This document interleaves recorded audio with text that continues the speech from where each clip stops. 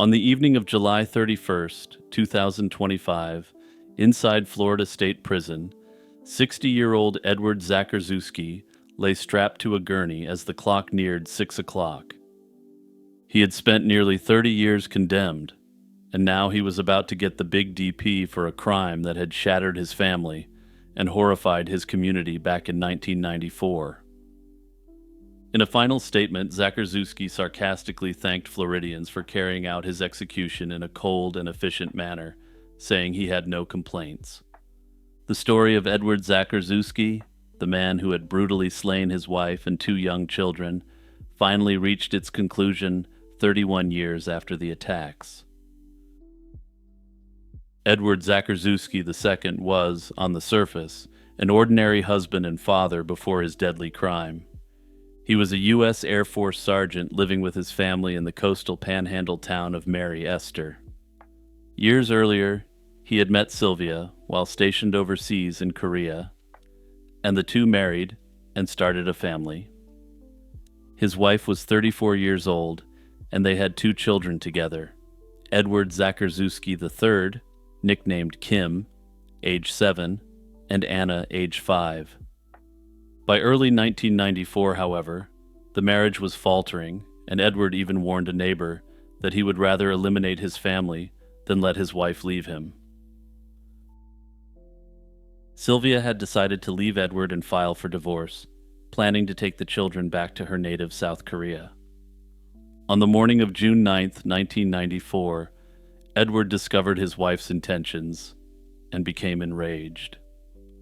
During his lunch break that day, he purchased a machete and also gathered a crowbar and rope, hiding these items in the family's bathroom in preparation for a violent confrontation. That evening, he lay in wait for his wife and children to return home and resolved to do the unthinkable. When Sylvia and the kids returned to their Okaloosa County home that night, Edward unleashed unfathomable violence. He first attacked his wife in the living room, striking Sylvia repeatedly with the crowbar and then strangling her with the rope until she was unconscious. With Sylvia incapacitated on the floor, Zacharzewski turned his rage to the kids. And for your mental sanity, I'm going to leave it at that. The outside world wouldn't learn of this atrocity for several days.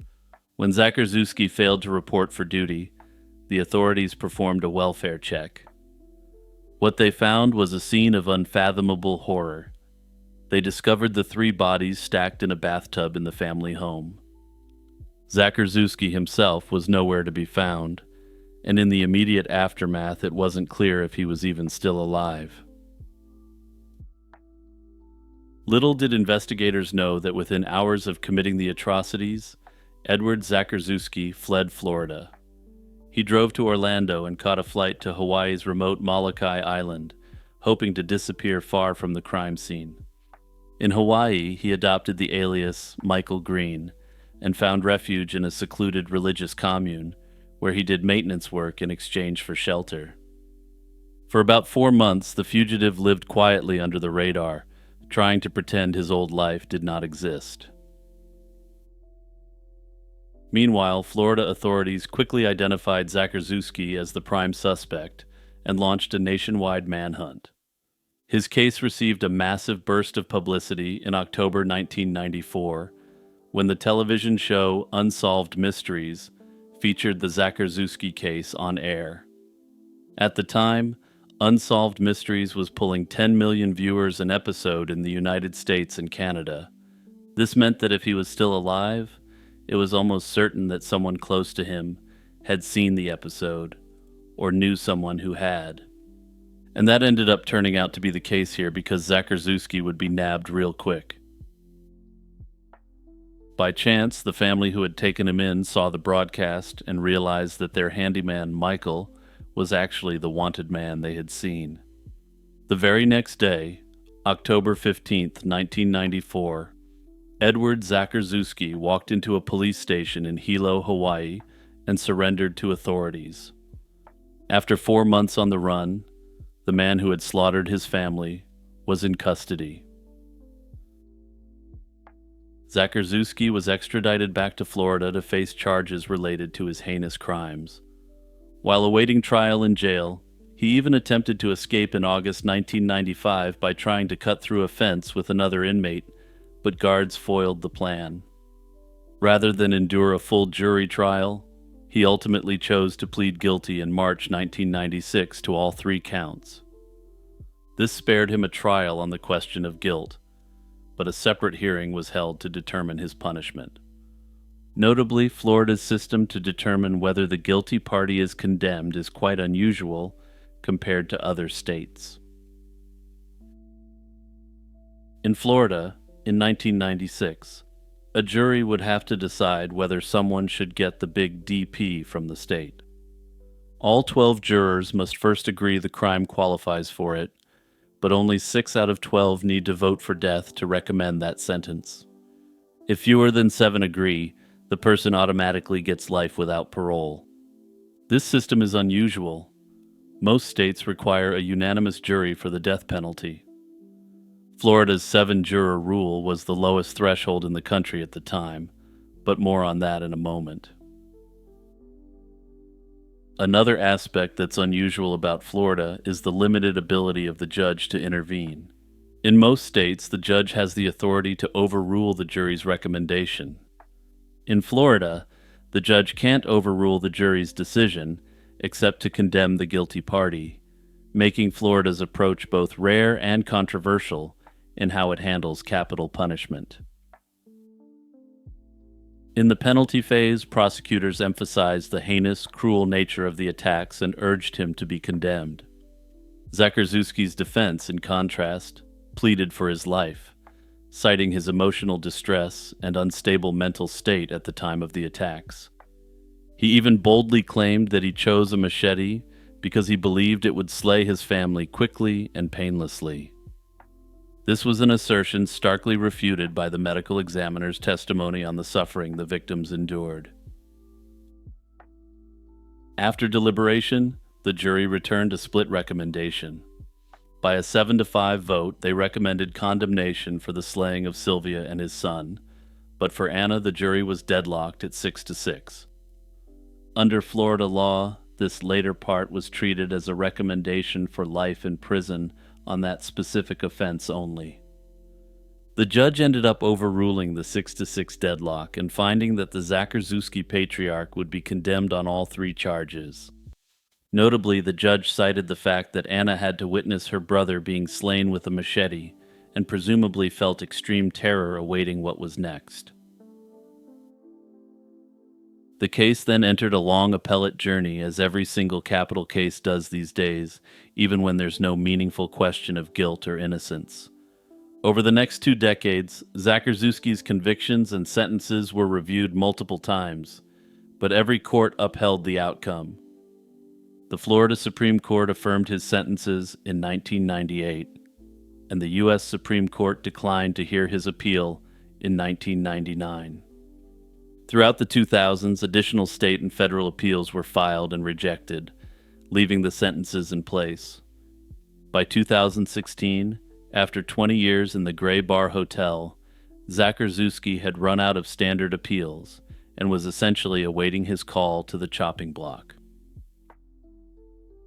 As I mentioned earlier, under current Florida law, at least 8 out of 12 jurors must vote for a death sentence, whereas Zakurzewski's fate had been sealed by a 7-5 vote. In 2017, Florida briefly required unanimous jury recommendations, and he sought a new sentencing under that rule. However, the state Supreme Court ruled the change was not retroactive to older cases like his. His lawyers later argued that executing him despite the non-unanimous jury recommendation would be unconstitutional, but the courts disagreed. On July 30, 2025, the U.S. Supreme Court rejected Zakurzewski's last-ditch request for a stay of execution, removing the final barrier to carrying out his sentence. With all legal avenues exhausted, the stage was now finally set for Edward Zakurzewski's long-delayed injection after years of legal wrangling and waiting. Florida Governor Ron DeSantis signed the warrant for Edward Zacharszewski on July 1st, 2025, scheduling his execution for the end of that month. In the weeks beforehand, anti-DP advocates petitioned for clemency, arguing that executing a 60-year-old veteran after so many years was unnecessary. They also noted that his sentence had only been recommended by a narrow jury vote. And honestly, to these people, I have a little piece of advice. Pick your battles, and perhaps don't advocate for the guy who admitted to chopping apart his wife and kids.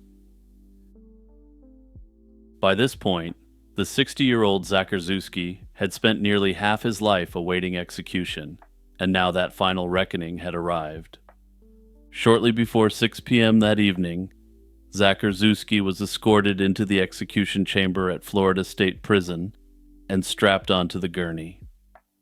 When the curtain was raised, he lay under a white sheet up to his chest, with IV lines in his arms. 14 witnesses, along with several journalists and officials, looked on from the viewing room, all prepared to see the penalty carried out by the state. Asked for any last words, Zacharszewski spoke in a calm yet defiant tone, expressing zero remorse for what he had done. He sarcastically thanked the people of Florida and the government for executing him in an efficient manner. And with that, at 6:12 p.m. on July 31st, 2025, Edward Zacharszewski was no more. Anyway, just as a quick postscript on this one, this is one of the cases that has just absolutely pissed me off the most. The fact that this monster didn't even show any remorse in his last moments, even for what he did to his own kids, just made me absolutely sick. It also really made me question the people who were out there campaigning for the life of this remorseless perpetrator. I get that some people are fundamentally against capital punishment, but the idea that so much time and effort would be tossed into someone so irredeemable just makes me mad. And honestly, bringing up the fact that he was a veteran in an effort to try to win over some hearts and minds to his cause was really low as well. Basically, it seemed crass and manipulative, or at least that's my take on it. Hey everyone, it's Jimmy here, taking a quick moment to jump in to remind you to like and subscribe and to hit the notification bell. Also remember to search up Lazy Chill True Crime wherever you get your podcasts, and don't forget to follow me there for more content. The podcast is updated regularly, and I also occasionally include bonus content over there as well. It was a cool Friday afternoon on February 19th, 1993, in rural Pasco County, Florida. 12-year-old Jennifer Odom stepped off her yellow school bus around 3, just a few hundred feet from her front door. She waved goodbye to her friends, slung her book bag over her shoulder, and clutched her clarinet case as she began the short walk toward home. For Jennifer, an avid school band member, it was a routine end to the school day in the close-knit community of St. Joseph. This was a place where kids were safe to roam their neighborhoods, or so the community thought. But in the span of mere moments, that ordinary day turned into an unimaginable nightmare. By the time evening came, Jennifer Odom had vanished without a trace, and the peaceful innocence of that small Florida town was permanently shattered. When Jennifer failed to arrive home that day, her family immediately knew something was wrong. The school bus driver remembered dropping her off, and classmates recalled seeing Jennifer cheerfully heading on her way. Crucially, several children on the bus also independently reported an eerie detail that sent chills through investigators. They saw a faded blue pickup truck that had been spotted crawling slowly along the road, following behind Jennifer as she walked. That was the last known sighting of the 12-year-old, and in a span of minutes, somewhere between the bus stop and her front door, Jennifer simply disappeared. Law enforcement was alerted, and an intense search began before nightfall. The stillness of the rural afternoon gave way to the whir of police helicopters. Flashlight beams pierced the dusk as concerned volunteers joined deputies in combing the area. There was no sign of Jennifer, only the lingering dread that someone in that mysterious blue truck had snatched an innocent girl in broad daylight. In the days that followed, a massive search operation unfolded across Pasco and neighboring Hernando County. Thousands of volunteers and law enforcement officers scoured roughly 60 square miles of terrain. They trudged through groves, fields, and wooded areas in hopes of finding any clue to Jennifer's whereabouts. Canine units sniffed for a trail, and mounted patrols navigated rough backcountry. The local media closely followed every development, broadcasting Jennifer's smiling school photo and turning her disappearance into a region-wide concern. Despite the outpouring of community support, each day without answers felt agonizingly long for Jennifer's family and neighbors. Hope mingled with fear as searchers refused to give up, even as nights passed with no word. Finally, 6 heartbreaking days after she went missing, the search came to a tragic end. On February 25th, 1993, 2 volunteers walking through an orange grove off Powell Road in southeastern Hernando County made a grim discovery. It was the lifeless body of Jennifer, and she had been left in the remote grove, roughly 20 miles from where she'd been taken. I'm going to spare you the details here, but what happened was a horror beyond all imagination. In those painful moments, a burning resolve was immediately born to catch the monster responsible for this and make sure he faced the harshest justice Florida has to offer. From the very start, detectives had precious few clues to work with beyond the circumstances of Jennifer's disappearance. The faded blue pickup truck seen shadowing her route was the biggest lead. Police immediately publicized descriptions of that truck and appealed for anyone who might have seen it in the area to come forward. Every owner of a similar vehicle in the region became a potential suspect. Dozens of tips poured in, and investigators chased them relentlessly, checking alibis, interviewing local residents, and comparing notes with other law enforcement agencies. Unfortunately, however, the case ended up going cold, and investigators turned to unsolved mysteries to attempt to solve the case. Despite her case being prominently featured in a Season 6 episode broadcast in 1994, this did little to immediately solve her case. As a brief aside, to be clear, this isn't a case where unsolved mysteries directly led to the closure of the case. That said, the fact that it took her case from a local Florida story to an international story with massive public attention did potentially end up playing a factor. When it comes to cold cases, one of the biggest factors determining if they will be solved or not is how well known they are and how much attention the case has on it. Oftentimes, this is only achieved by the dogged persistence of the family constantly following up with investigators, but here there was another big boost even beyond that. Every time Jennifer's case has been rebroadcast or rewatched over the past 3 decades has been a dividend paid in the currency of attention. But anyway, that's enough of me ranting about the importance of covering cold cases. 2 years later, in January 1995, a small development rekindled investigators' hope. In a rural area of western Hernando County, about 40 miles from Jennifer's home, a couple scavenging for scrap metal stumbled upon 2 weathered objects in the brush. They found a school book bag and a clarinet case. Astonishingly, these were identified as belonging to Jennifer Odom, items that had been missing since the day she vanished. The location of the discarded book bag and instrument case suggested the perpetrator had carried them for some distance and then tossed them. Unfortunately, while it was hoped that this may help crack the case wide open, nothing further happened at the time. Unbeknownst to many following Jennifer's case, an important clue to her mystery lay in another crime that had occurred a year before her abduction.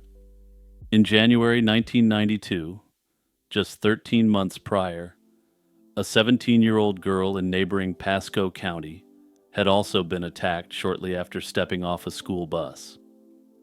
In that incident, the teenager was beaten and subject to the most disturbing form of assault, but she miraculously fought off her attacker and managed to survive.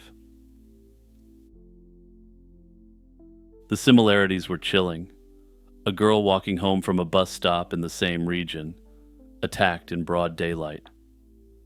Even back in 1993, some investigators wondered if the predator might have struck before. However, at the time, there was no suspect in the 1992 case either, and the surviving victim could only offer a limited description of her assailant. Detectives collected biological evidence from the 1992 crime scene, but at the time, forensic technology was rudimentary compared to today. By 2015, DNA technology had leapt forward, and cold case detectives revisiting the 1992 assault decided to push for advanced analysis. This ended up turning up a sinister man named Jeffrey Norman Crum, and as soon as he surfaced, the puzzle pieces from years past began clicking into place. Crum had lived in the area during the early 1990s and, investigators soon learned, he owned a blue pickup truck back then. He was also very familiar with the rural backroads and orange groves where Jennifer had been taken and where her body was left. Perhaps most tellingly, the modus operandi of the two crimes matched almost exactly, and he had a dark and violent history. According to court records revealed later, several witnesses recalled Crum bragging or hinting that he had slain Jennifer Odom years ago. And yeah, I'm not going to let that fact slip by without commenting on it. First of all, I've covered a lot of slayings where the case was broken because the person who did it decided to go brag to everyone about what he had done. These cases in the past have invariably involved two adult males, where one claims he got the better of the other. I've never run into a case where the perpetrator is out there bragging about doing this to a kid. And that brings me to my second point. Who were these people he was bragging to, and why didn't they report this to the cops years prior? Piece by piece, a mosaic of evidence was being painstakingly assembled by law enforcement. With Crum serving 2 life sentences for the 1992 attack, detectives had ample time to prepare their best shot possible. Also, as you likely already know, the prosecution only gets one chance to present their best case due to the double jeopardy rule. These facts have dictated the glacial pace this case has advanced at over the years. On a summer morning nearly 30 years after Jennifer Odom's life was cruelly taken, the breakthrough everyone had been hoping for finally arrived. On July 27, 2023, Jeffrey Crum, now 61 years old, had been arrested and formally charged for the disgusting crimes against Jennifer Odom. As mentioned, he was already serving life in prison for the other violent crime, and he was transferred to the Hernando County Jail to face these new charges. As of the publishing of this video, this is where he remains, still awaiting trial after all these years. Prosecutors in Florida made it clear that they intend to pursue the most severe punishment for this alleged perpetrator. As of today, Jeffrey Crum remains behind bars, awaiting trial on the charges for Jennifer's slaying and the other horrific acts he committed. Through his public defender, Crum has signaled that he will plead not guilty and fight the charges, which is his right under the law. Jennifer Odom's slaying is a story about loss, but also about unyielding persistence from her family and law enforcement. The case against Crum is overwhelming, and it remains to be seen if he will force this matter to trial or ultimately plead guilty. Unfortunately, given how long it takes to conduct an execution, and given his age, he may simply force the family through an extremely difficult trial. The fact that he will never see the light of day again, regardless of the results of this case, may also be a factor in his decision-making. At present, Jeffrey Crum remains innocent of these specific charges against Jennifer until proven guilty in a court of law.